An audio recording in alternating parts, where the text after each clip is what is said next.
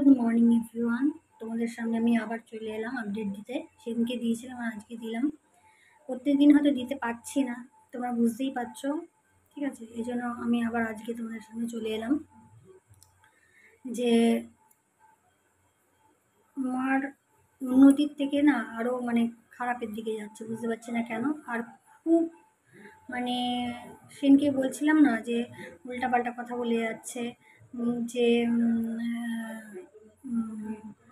ওরা ওরা খুব ইয়ে করেছে, থাপড় দিয়েছে বলে থাপ্পড় মেরেছে, থাপ্পড় কে মেরেছে? ওরা মেরেছে আমাকে খুব ইয়ে করেছে, খুব বকাবকি করেছে, খুব ইয়ে করেছে। তারপর বলছে যে যে আমাকে একটুখানি মুড়ি শশা দিবি। আমার মা মুড়িটাকে তেল দিয়ে মেখে শশা দিয়ে খেতে খুব ভালোবাসে, তাই বলছে যে মুড়ি শশা দিবি। তারপর সেদিনকে বলছিল যে কোল্ড ড্রিঙ্কস খাবো, কোল্ড ড্রিঙ্কসটা দিবি। খাবো। তাহলে কি, হ্যাঁ তুমি সুস্থ হয়ে নাও, তারপর তোমাকে আমি দেবো। আর সারা রাত তো ঘুমোচ্ছে না, সারা রাত ঘুমোয় না, তারপরে দিনেও ঘুমাচ্ছে না। এত সুন্দর আমার মাটা কেমন যেন হয়ে গেছে। আর চারিদিকে না কাটার দাগ, চারিদিকে এরকম কেটে যায় যেমন তেমন দাগ। ফোস্কা আঙুলের ওপরে এইগুলোতে ফোস্কা, 3টে দেখলাম ফোস্কা পড়েছে। আমি তো বুঝতে পারিনি, শুধু পুচ্ছি পুষতে পুষতে দেখি পুরো জল, তারপর দেখলাম যে ও ফোস্কা পড়েছে। দেখো বাড়ির লোক যেমন করে যত্ন নেবে না, হসপিটাল তো বাদই দাও, নার্সিংহোমও সেরকম করে যত্ন নেয় না। ওরা তো এই ফেলে দিল, দুমদাম করে করলো, এ করলো, মনে হয় দুমদাম করে করতে গিয়ে মনে হয় বা পাটায় মনে হয় চোট লাগিয়েছে, সেটাও বলেনি। তারপর পেছনে মানে সেদিনকে তো আমি তোমাদের বললাম যে চোট পেয়েছে, পিঠের মধ্যে কিরকম যেন কাটা কাটা, এরকম কাটার কাটার দাগ। বুঝতে পারছি না ওগুলো কিসের দাগ। তারপরে পেছনে এক সাইডটা বেড স্যুল হয়েছে, সেটাও বলেনি। আরে বাবা, যখন ডিসচার্জ হচ্ছে বা ওটা তো অনেক দিন ধরে হয়েছে, দেখে বোঝা যাচ্ছে, তা বল সেটা যে আপনাদের পেশেন্টের পেছনে বেড স্যুল হয়ে গেছে, সেটা ট্রিটমেন্টটাও শুরু হচ্ছে বা করবো, সেটা কিচ্ছু বলেনি। এগুলো সব লুকিয়ে গেছে। এটা কি উচিত হয়েছে?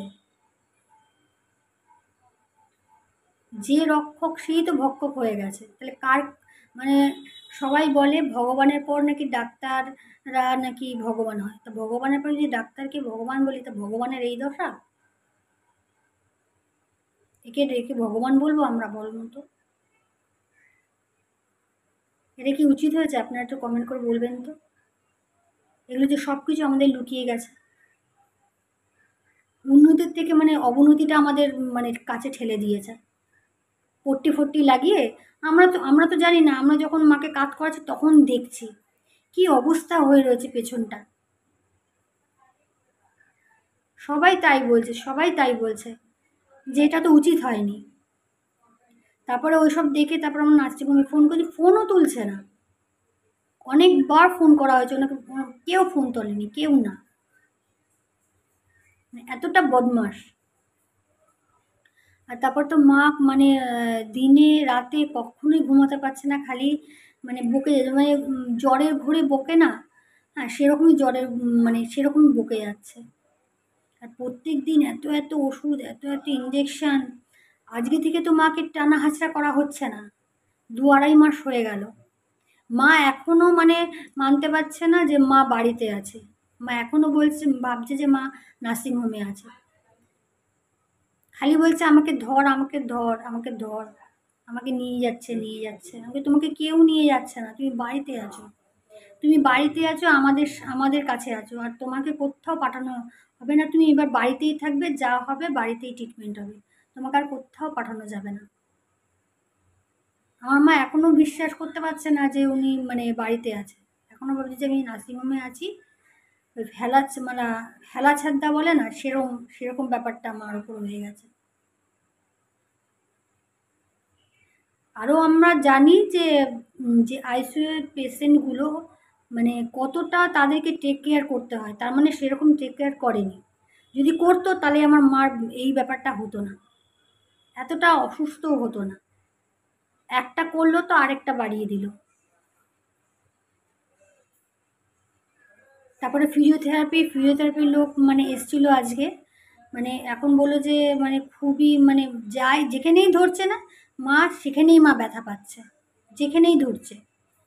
এই জন্য বলছে 2-3 দিন এরকম মাসাজ মানে করবে, তারপর থেকে ভালো করে ব্যায়াম ট্যায়াম ভালো করে করবে।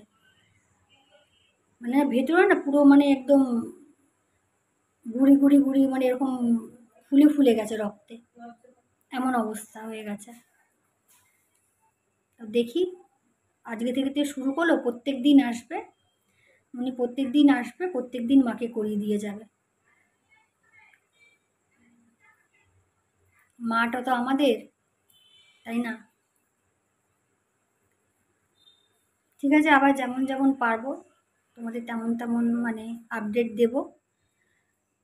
আর একটু তোমরা প্রে করো যাতে আমার মা তাড়াতাড়ি সুস্থ হয়ে যায়, খুব তাড়াতাড়ি সুস্থ হয়ে যায় আমার মা।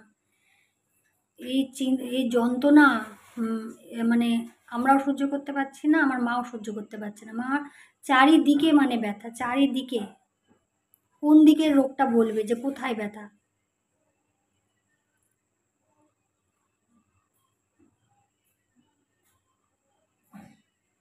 তা চলো একটুখানি প্রার্থনা করো যাতে আমার মা তাড়াতাড়ি সুস্থ হয়ে যায়।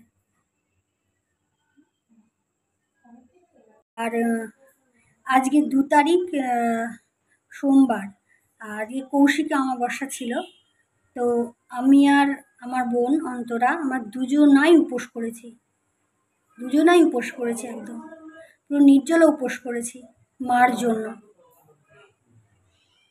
আমরা দুজনে উপোস করেছি মার জন্য, শুধু মার জন্য উপোসটা করেছি, যে আমার মা যেন তাড়াতাড়ি সুস্থ হয়ে আমাদের কাছে ফিরে আসে, তাড়াতাড়ি, খুব তাড়াতাড়ি। কারণ আমরা জ্ঞান হওয়ার পর থেকে তো আমার মাকে সবসময় ছুটোছুটি করতে দেখেছি, এই কাজ সেই কাজ একটানা করে দিতে, তারপরে আমাদের নিয়ে বেরোনো, মানে হাসি খুশি সব কিছুই। কোনোদিন তো মাকে এতটা পড়ে থাকতে দেখিনি। তোমাদের কাছে আগেও বলেছি যে মাকে কোনোদিন এতটা থাকতে মানে পড়ে থাকতে দেখিনি।